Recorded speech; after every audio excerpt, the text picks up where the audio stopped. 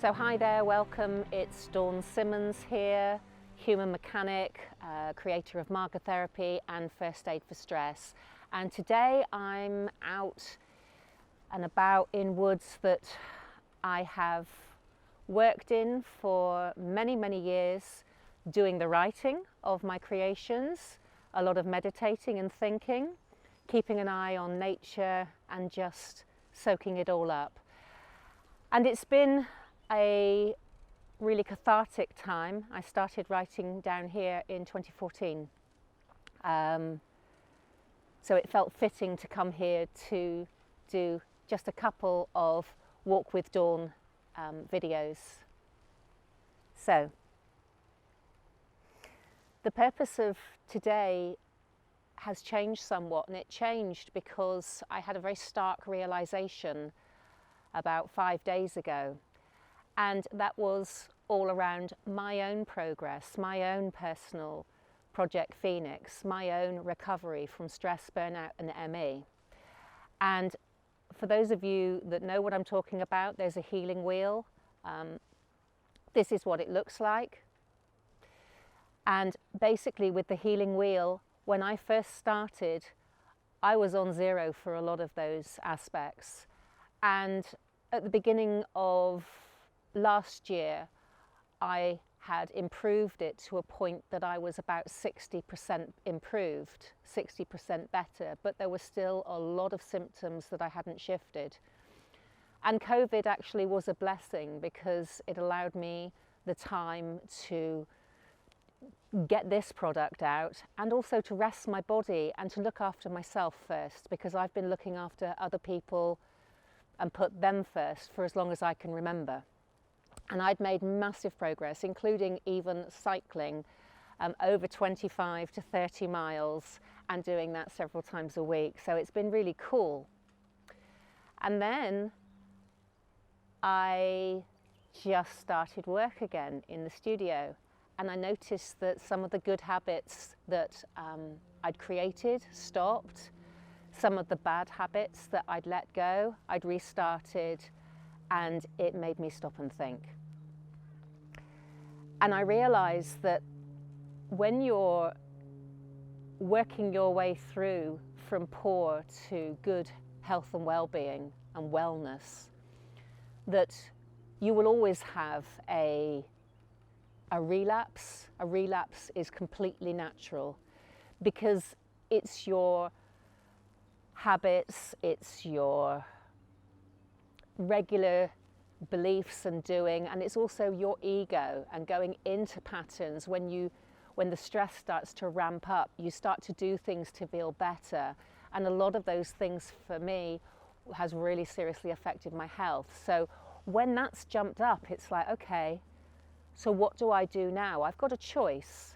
I can either stay exactly where I am and really focus on what I want and continuing to have the people around me that are interested in the same things as me, that are fun and non-toxic, or I can go back to the old habits and be in a place where, regardless that I'm feeling full of life and happy, that they're all sitting there experiencing doom and gloom. And of course, those people bring me down.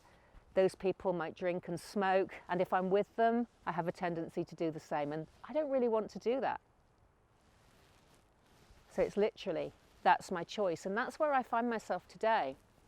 And I was going back over my last year's journaling that I've done, and journaling is something that I strongly advise you do.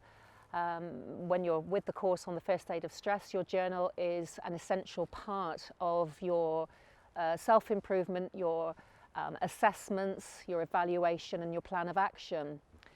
And looking back over the last year has blown my mind. I've been really busy. I've achieved something that I've been trying to achieve for well over a decade, and it's tantalizingly close now. I think by the end of May 2021, I will be able to take a break and know that I've actually achieved that. And that feel-good factor and that relief is immense. And I'm not going to blow that just for the sake of falling into some old bad habits. So the journal is a really essential place to start for the first aid for stress and your Project Phoenix. Looking at your toxic environment and understanding the nature of life, what truly is going on. And for me, sitting out here, outside, and taking in the truth of the situation has been the ultimate resource. And I'm hugely humble and grateful to be able to live a stone's throw away to such a beautiful place.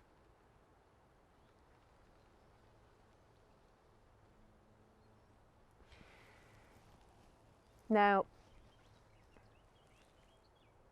my understandings of how the body works and the mind works might be different to yours. So I ask that you not judge, and that if you think that you've got additional information or better information, then please share back to me, because this is really an essential part of our growth individually and our growth as a species, as human beings. So the way that I see that we work, and the way that I work with people when they come to my studio, is that your body is your vehicle, your car that you drive, the thing that you live in. And actually most of us don't take care of it. We haven't nurtured our body. In fact, if our body was a dog, probably most of us would be in trouble with the RSPCA. But when I have people come to me, I'm talking to the driver of that car. But often that driver is not the true self. It's the ego who's in trouble, coming back going, I don't know what's working. I don't know how to deal with this. I don't know how to get through this. And having worked to what other people would class as an expert or master level of bodywork treatments and hands-on treatments, I could see something in action all the time. And the common denominator to all of that was thought. And your thoughts will either make you or they will break you. And it is as simple as that. And it will make your body and make your mind, or break your body and break your mind. It'll make you and create the life that you desire, or it'll be a less desirable one.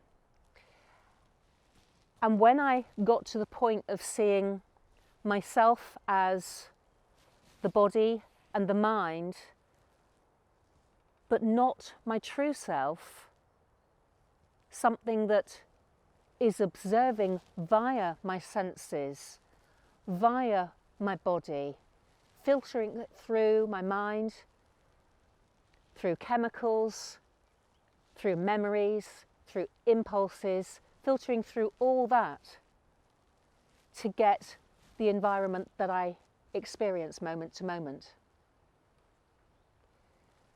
But I'm before that. And the nature of what I am and what I believe every human being is stillness and peace. And if we've been knocked out of that and taken into our mind and body, and we believe the experience that we're having as the truth, and we act out on that, we suddenly go into ego mode, which can be, as I said earlier, not as good for the body and mind as you would have hoped.